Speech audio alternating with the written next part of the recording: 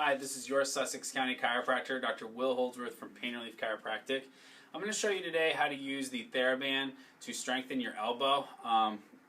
Basically helps with biceps strengthening. So what you're going to do is you're going to actually sit down when you do this exercise.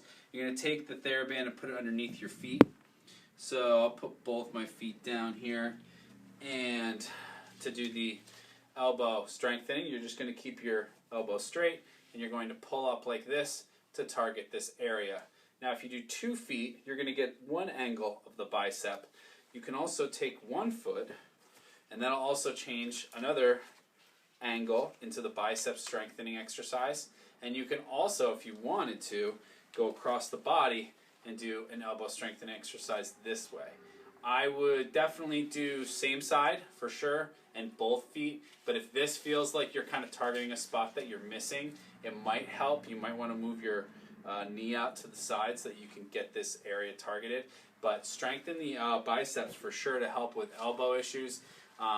Really could, obviously just help with bicep strengthening in general, which a lot of people do care about with, bicep curls and whatnot. During the coronavirus pandemic, definitely helpful to have one of these because it's something you can do when you don't have access to the gym.